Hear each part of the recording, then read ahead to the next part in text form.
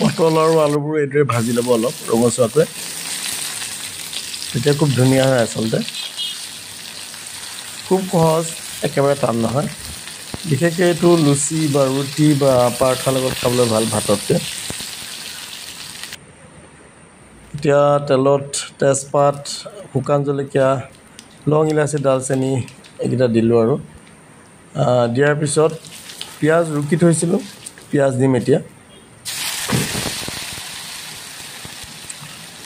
গা বেয়া হ'লেও বনাই খাব লাগিব নহয় জানো, আৰু যি টি খাব নোৱাৰোঁ, সেইটো এটা সমস্যা।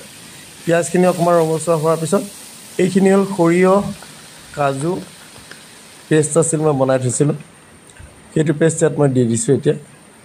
আৰু ইয়াতে গোটেইখিনি মছলা দিম আৰু হালধি, নিমখ, জিৰা গুড়ি, ধনিয়া গুড়ি। ইয়াত জলকীয়া গুড়ি নিদিওঁ আচলতে, এইটো বগা হৈ থাকিলে বেছি সোৱাদ লগা হয়।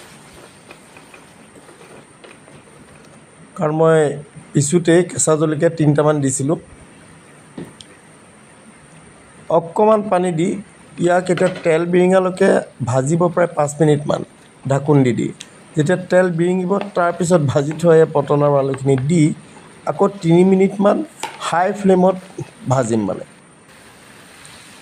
একদম ফ্লেমটো হাই কৰি 3 মিনিটমান খুব ভাজিব। অলৰেডি পটল আৰু আলুখিনি ভাজোঁতে অলপ মানে সিজিয়ে আছে 70% মান, গতিকে এতিয়া এই সময়তে সিজাই ল'ব আৰু। কিন্তু একদম পেলপেলীয়া নকৰিব, পেলপেলীয়া হ'লে খাবলৈ ভাল নাপাব। আলুবোৰ যদি ভাঙি যায় একেবাৰে বেয়া। এতিয়া মই গৰম পানী দিছোঁ। গৰম পানীখিনি দিয়াৰ কাৰণ হ'ল মছলাখিনি সেই আলু আৰু পটলৰ লগত যাতে মিক্স হৈ যায়। এইখিনিতে আপুনি গৰম মছলা দিব পাৰে, যদি গুড়ি গৰম মছলা দিব পাৰে। আৰু ইয়াত কষ্টুৰি মেথি নিদিব, একেবাৰে ভাল নালাগে। কেঁচা জলকীয়া 3টা এনেকৈ ফালি দিলোঁ। এয়া গৰু ঘিউটো মানে দিবই, ঘিউটো দিলে খুব ভাল হয়। আৰু এটা কথা মই ক'বলৈ পাহৰি গৈছোঁ, স্কিপ হৈ গ'ল, সেইটো চেনি আধা চামুচমান দিব, সাংঘাতিক ভাল হয় সোৱাদটো। এতিয়া এয়া কি আৰু দুপৰীয়াৰ মোৰ আহাৰ। ইফালে মোৰ ইমানেই বিষ, মানে মানুহটো পোন হ'ব পৰা নাই। এইকেইদিন অফিচ মই সেই ৰেপিডত গৈছোঁ আৰু এয়া আচলতে আমাৰ আজি 7 ভঙা দিনা ভাত নাখায়। এয়া ভেন্দি ভাজি, পুৰি আৰু এয়া পটল আৰু আলুৰ সেয়া চব্জি, আৰু এইফালে চালাড মানে কি তিয়ঁহ কাটি লৈছোঁ।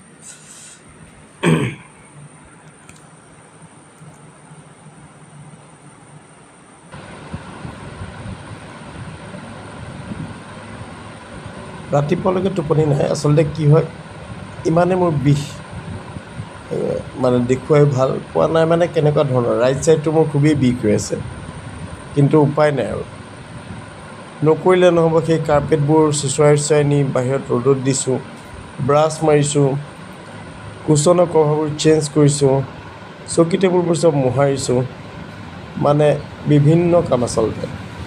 এতিয়া আপোনালোকে এইটো নক'ব যে মতা মানুহে এইবোৰ কৰে নেকি। আচলতে কি, আমি মতা বা পুৰুষ বা মহিলা নহয়, আমি এখন ঘৰত থাকোঁ নহয় জানো।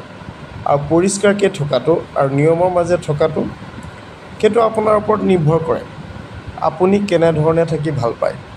ইয়াত কোনো বাধ্যবাধকতা নাই। মই এনেদৰে থাকি ভাল পাওঁ আচলতে।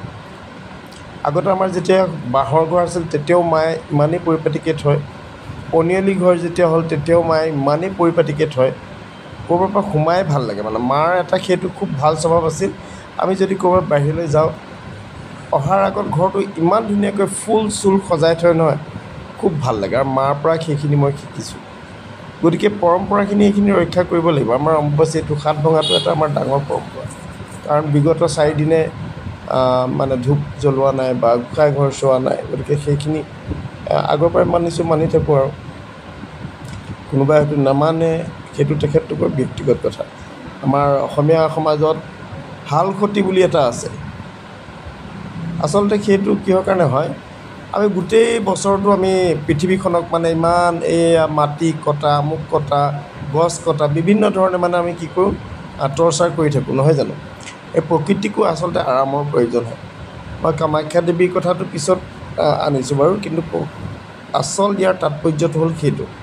সেই গতিকে এইকেইদিনত হাললৈ নাযায় বা হালখতি বুলি কয়, হাল নেবায়, তেনেকুৱা কিছুমান আমাৰ পৰম্পৰা আছে। এতিয়া কিছুমানে মানে, কিছুমানে নামানে, কিছুমানে নতুনকৈ ধৰ্মৰ খাতিৰত এইখিনি নামানিবও পাৰে। সেইটো তেওঁলোকৰ ব্যক্তিগত কথা, ইয়াত আমাৰ কোনো ক'বলগীয়া নাই। আৰু যি কি নহওক, আৰু এইদৰে মোৰ আৰু মানে আজি 7ৰ চোৱা ভঙা হ'ল।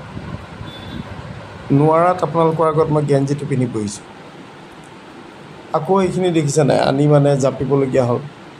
অলপ এ চিটো লৈ পিনে অলপ পৰি ল'লোঁ। তাৰমানে ইমানেই গৰম, মোৰ গৰমত কাপোৰ পিন্ধাটো মোৰ কাৰণে বিৰাটেই কষ্টকৰ।